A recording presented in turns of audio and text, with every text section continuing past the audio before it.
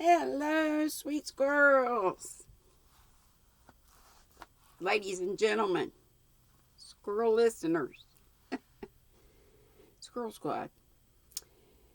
Chapter 4 Different Opinions. One evening at sunset, Jane Andrews, Gilbert Blythe, and Anne Shirley were lingering by a fence in the shadow of gently swaying spruce boughs where a woodcut known as the Birch Path joined the main road. Jane had been up to spend the afternoon with Anne, who walked part of the way home with her. At the fence they met Gilbert, and all three were now talking about the fateful morrow, for that morrow was the 1st of September and the schools would open. Jane would go to Newbridge and Gilbert to White Sands. You both have the advantage of me, sighed Anne. You're going to teach children who don't know you, but I have to teach my own old schoolmates. And Mrs. Lynde says she's afraid they won't respect me as they would a stranger unless I'm very cross from the first. But I don't believe a teacher should be cross. Oh, it seems to me such a responsibility. I guess we'll get on all right, said Jane comfortably. Jane was not troubled by any aspirations to be an influence for good. She meant to earn her salary fairly, please the trustees, and get her name on the school inspector's roll of honor. Further ambitions Jane had none.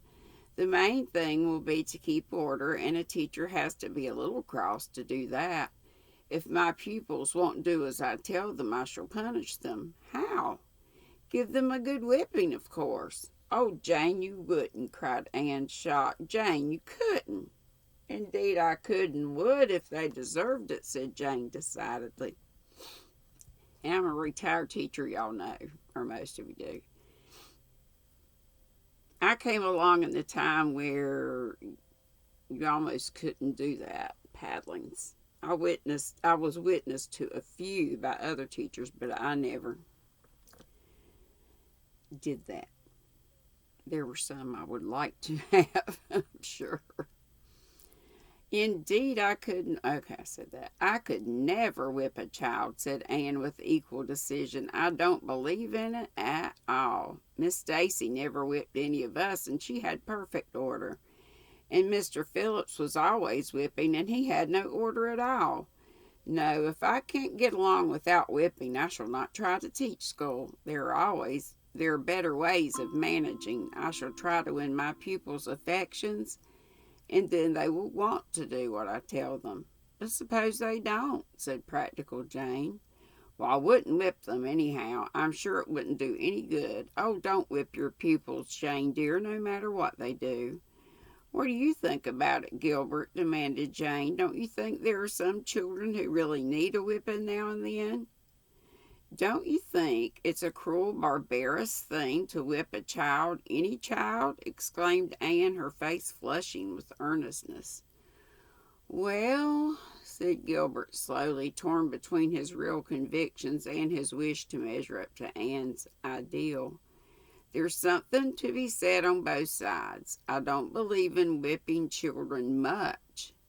I think, as you say, Anne, that there are better ways of managing, as a rule, and that corporal punishment should be a last resort.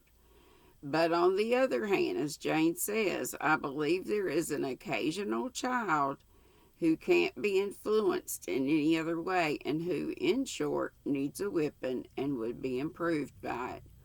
Corporal punishment is a last resort, is to be my rule. Gilbert, having tried to please both sides, succeeded, as is usual and eminently right, in pleasing neither. Jane tossed her head. I'll whip my pupils when they're naughty. It's the shortest and easiest way of convincing them. Anne gave Gilbert a disappointed glance. I shall never whip a child, she repeated firmly. I feel sure it isn't right. It isn't either right or necessary. Suppose a boy sauced you back, sauced instead of sassed. I guess that's what they said. Sauced you back when you told him to do something, said Jane. I'd keep him in after school and talk kindly and firmly to him, said Anne. There is some good in every person if you can find it. It's a teacher's duty to find and develop it. That's what our school management professor at Queen's told us, you know. Do you suppose you could find any good in a child by whipping him? It's far more important to influence the child aright than it is even to teach them the 3 R's, Professor Rennie says. But the inspector examines them in the 3 R's, mind you, and he won't give you a good report if they don't come up to his standard, protested Jane. I'd rather have my pupils love me and look back to me in after years as a real helper than be on the roll of honor, asserted Anne decidedly. Wouldn't you punish children at all when they misbehaved? Asked Gilbert. Oh, yes. I suppose I shall have to, although I know I'll hate to do it. But you can keep them in at recess, or stand them on the floor, or give them lines to write. I suppose you won't punish the girls by making them sit with the boys, said Jane slyly. Gilbert and Anne looked at each other and smiled rather foolishly. Once upon a time, Anne had been made to sit with Gilbert for punishment, and sad and bitter had been the consequences thereof. Well, time will tell which is the best way, said Jane philosophically as they parted. Anne went back to Green Gables by way of Birch Path, shadowy, rustling, fern-scented. It's driving me crazy. Though Violet Vale, and passed through Violet Vale and past Willowmere, where dark and light kissed each other under the firs, and down through Lover's Lane, spots she and Diana had so named long ago. She walked slowly, enjoying the sweetness of wood and field and the starry summer twilight, and thinking soberly about the new duties she was to take up on the morrow. When she reached the yard at Green Gables, Mrs. Lynn's loud, decided tones floated out through the open kitchen window. Mrs. Lynn has come up to give me good advice about tomorrow, thought Anne with a grimace, but I don't believe I'll go in. Her advice is as much like pepper, I think. Excellent in small quantities, but rather scorching in her doses. I'll run over and have a chat with Mr. Harrison instead. This was not the first time Anne had run over and chatted with Mr. Harrison since the notable affair of that Jersey cow. She had been there several evenings, and Mr. Harrison and she were very good friends, although there were times and seasons when Anne found the spokenness on which he prided himself rather trying. Ginger still continued to regard her with suspicion, and never failed to greet her sarcastically as red-headed snippet. Mr. Harrison had tried vainly to break him of that habit by jumping excitedly up whenever he saw Anne coming and exclaiming, "Bless my soul, here's that pretty little girl again," or something equally flattering. But Ginger saw through the scheme and scorned it. Gotta have a little something to wet my whistle. We got Triple C.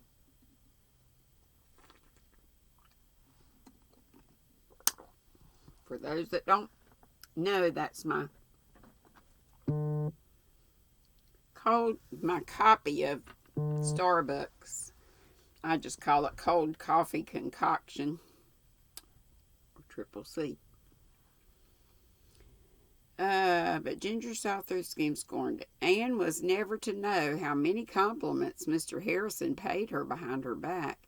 He certainly never paid her any to her face. "Well, I suppose you've been back in the woods, laying in a supply of switches for tomorrow," was his greeting as Anne came up the veranda steps.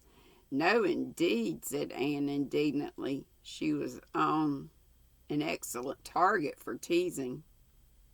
She was an excellent target for teasing because she always took things so seriously. "I shall never have a switch in my school, Mr. Harrison." "Of course I shall have to have a pointer, but I shall use it for pointing only." So you mean to strap them instead? Well, I don't know, but you're right. A switch stings more at the time, but the strap smarts longer. That's a fact. I shall not use anything of the sort. I'm not going to whip my pupils. Bless my soul, exclaimed Mr. Harrison in genuine astonishment. How do you lay out to keep order then? I shall govern by affection, Mr. Harrison. It won't do, said Mr. Harrison. Won't do at all, Anne. Spare the rod and spoil the child. When I went to school, the master whipped me regularly every day because he said if I wasn't in mischief just then, I was plotting it. Methods have changed since your school days, Mr. Harrison. But human nature hasn't. Mark my words, you'll never manage the young fry unless you keep a rod in pickle for them. The thing is impossible. Well, I'm going to try my way first, said Anne, who had a fairly strong will of her own and was apt to cling very tenaciously to her theories. You're pretty stubborn, I reckon, was Mr. Harrison's way of putting it. Well, we'll see. Some day when you get riled up, and people with hair like yours are apt to get riled, you'll forget all your pretty little notions and give some of them a whaling. You're too young to be teaching anyhow. Far too young and childish.